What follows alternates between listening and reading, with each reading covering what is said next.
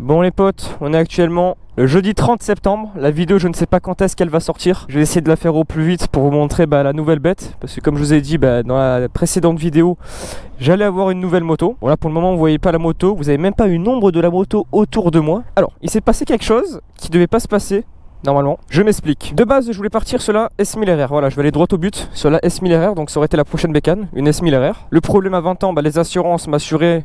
Parce que je voulais l'assurer en tout risque, une bécane comme ça à plus de 10 000 euros, à 12 000 euros, bref, une bécane comme ça, je voulais l'assurer directement en tout risque. Les assurances, donc il y en avait qui voulaient vraiment pas m'assurer, et quand on voulait m'assurer, c'était environ, même pas, quand je suis passé par un courtier, c'était dans les 370 euros par mois en tout risque. Autant vous dire qu'une somme comme ça, je pouvais pas sortir tous les mois. Donc du coup, j'ai réfléchi, j'ai pesé le pour et le contre, je suis repassé sur un roadster.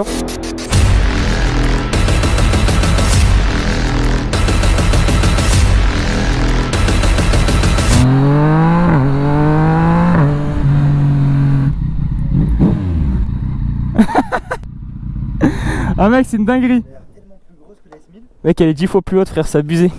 Ah ouais. Elle est méchante, gros. Pour avec un camion, en fait. Ah mec, il est... Oh, la position, gros, t'es large et tout, c'est abusé, frère. Hein? C'est plus lourd que la S1000? Non, c'est plus léger, elle fait 190 kg, la S1000 elle fait 210. T'es arrivé comme ça, gros. Ah par contre, le guidon il est vachement large, c'est pour ça aussi que j'arrive. L'avant, il est trop... Agressif, hein. Mec, il est incroyable. Regarde quand je mets les feux, comme c'est magnifique. Et à l'avant.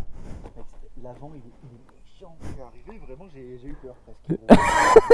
Je me suis chié dessus carrément. Il est trop méchant, ouais. Il est énorme. Et le compteur mec, ouais, comme il est stylé gros. Ouais, en fait c'est écriture noire sur fond, écriture blanche sur fond noir. Donc là j'ai fait, vas-y. Si tu veux essayer d'accéder, après on va réveiller mais... Non, ça on va réveiller personne mais juste... Il y a un petit temps, Ah ouais, il y a une latence. Vas-y, envoie si tu veux.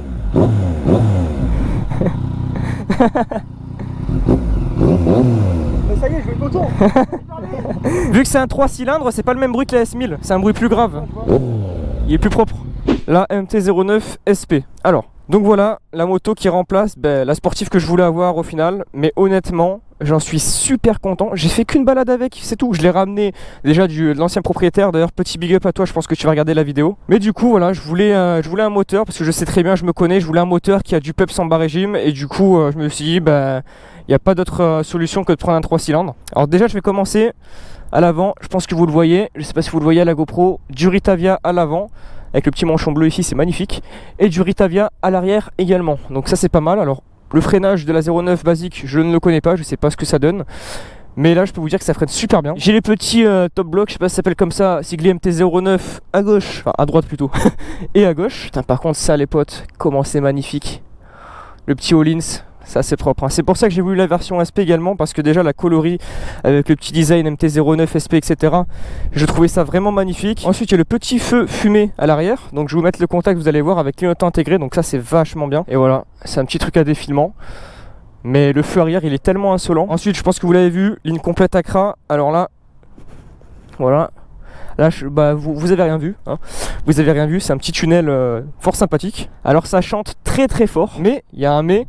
Cette 09 en fait ne chante pas comme les autres, c'est-à-dire qu'en gros elle a eu une cartographie, le mec a mis une ligne complète et pour que la moto tourne rond et qu'elle se prenne pas des retours de flammes dans la gueule etc et que ça baisse les soupapes, donc du coup si vous voulez la moto ne pète plus, mais plus du tout, il n'y a même pas un pétard ni rien, même à la décélération, même si vous essayez de mettre des petits coups de gaz etc, la moto ne pète pas. Par contre le truc qui est pas mal, voilà, il y a le filtre KN dessus également, donc le mec a fait vraiment un truc on va dire clean, propre. La chose ici qui est vachement intéressante, c'est ça les potes. La morteau de direction, bon taillé dans la masse tout ça, franchement magnifique la morteau de direction, une super belle pièce. Donc c'est un YSS, alors je sais pas si vous connaissez, bon je crois que c'est une bonne marque, hein. D'après mes collègues c'est une très très bonne marque. La plaque d'immatriculation est en bas, donc franchement je vais la laisser comme ça, il y en a qui la mettent en haut. Moi je trouve que c'est une signature de la 09, je trouve que ça lui libère le cul carrément, donc je vais la laisser comme ça. Donc c'est pas celle d'origine d'ailleurs, c'est une Yamaha. Les rétro en bout de guidon teintés bleu, alors de base ils sortaient en haut comme ça.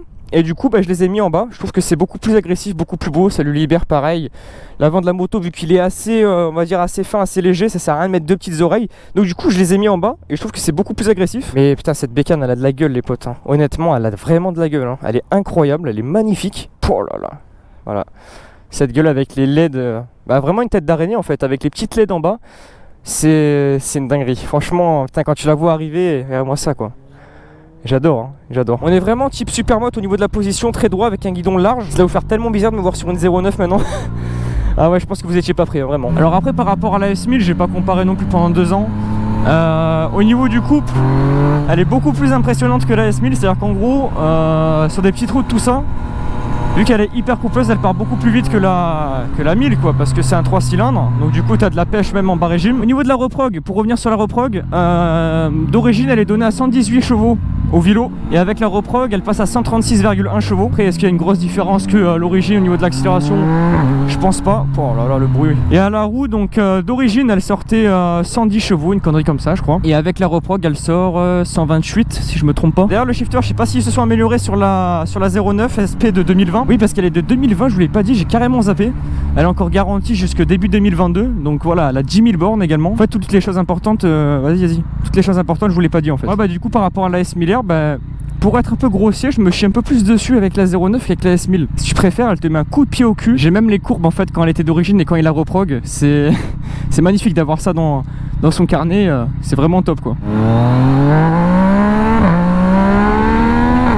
Oh putain.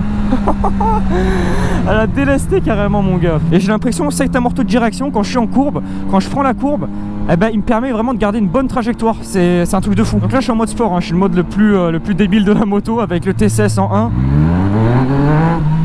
Là j'ai le TCS qui s'est activé. Je l'ai senti, ça a mis des petits à-coups au niveau de l'accélération. Le logo TCS il s'est mis à clignoter. Mais franchement ouais, le laisser en 1 c'est déjà bien, parce que sinon après trop puissante quoi. T'es mort frère. T'es mort frère. C'est pas normal gros. Ah c'est une dinguerie. Là j'ai 136 chevaux, j'ai 128 chevaux à la roue avec un 3 cylindres. Eh ben elle m'épate beaucoup plus que la S1000R. Testez la 09 et vous allez voir que le moteur c'est une dinguerie. Après dans les tours c'est sûr que la S1000R tu la mets sur une ligne droite, elle te détruit la 09. C'est normal, après il faut être réaliste. Mais sur les premiers rapports je peux dire que la 09 elle est devant, elle est beaucoup plus impressionnante. Maintenant au niveau du châssis, alors il y en a beaucoup qui disent que le châssis de la 09 c'est de la merde, c'est haché. Les suspensions déjà au niveau de l'arrière, le Öhlins, alors il est bien réglé après parce que l'ancien propriétaire est à peu près du même gabarit que moi. Donc honnêtement l'arrière il bouge pas, il ne bronche pas. C'est à dire qu'en gros c'est pas comme la 07 où c'était vraiment quand je rebondissais dessus à chaque fois que je prenais un virage. Là non, ça bronche pas, le Öhlins il fait vraiment son taf. La fourche pareil, je pense qu'elle est super bien réglée. Je pars pas trop sur l'avant, c'est vraiment parfait. Voilà, je pense que j'ai rien oublié sur la moto. Il y en a beaucoup qui m'ont envoyé des messages sur Insta, putain tu vas être déçu quand même par rapport à la S1000R. Mais les gars, pas du tout, enfin c'est... Faut essayer en fait. Je suis largement plus je m'éclate largement plus sur la 09 qu'avec la S1000R. La S1000R c'est une moto qui est inexploitable sur route. T'es obligé on va dire de lui tirer un peu dedans pour avoir quelque chose. Là mon gars t'as tout. Tu tournes à peine la poignée, t'as tout en fait. C'est vraiment une dinguerie. C'est deux moteurs complètement différents. Faut les essayer les deux et vous allez voir, vous allez vous faire votre propre avis dessus. J'imagine même pas la 1200 RS qui fait 180 chevaux en 3 cylindres. En fait c'est tellement joueur que t'as envie à chaque fois d'envoyer, mais c'est ça qui te pousse au crime au final. Ah vas-y c'est bon. Putain pourquoi tu piles comme ça, il est trop con ce mec. Oh là là. Mais ça c'est la pire chose au monde. Il avait le temps de passer, j'étais en train de parler. C'est la pire chose au monde de piler comme ça. J'étais pas prêt, j'ai cru qu'il allait passer moi. Toujours l'éternel problème avec les GoPro. Voilà, la panne de batterie qui fait toujours plaisir. Allez on est reparti. Donc du coup je pense que je vous ai à peu près tout dit sur la moto. Voilà, ça promet vraiment des vidéos de dingue. Je vais m'éclater avec cette machine hein, vraiment. Regarde-moi ça frère, je vais vraiment m'éclater quoi. Bon les potes, personnellement je pense que je vais vous laisser là. Si vous avez toutes questions, voilà, n'hésitez pas à venir sur mon Instagram, c'est Lukis_YouTube, ou me dire en commentaire votre question, ce que vous pensez de cette machine, et je vous répondrai avec grand plaisir. Si ce n'est pas déjà fait, n'hésitez pas à vous abonner à la chaîne, ça me ferait extrêmement plaisir les potes. À liker la vidéo, à commenter la vidéo, et moi je vous dis à la prochaine pour une prochaine vidéo les potes, c'était Lukis, ciao.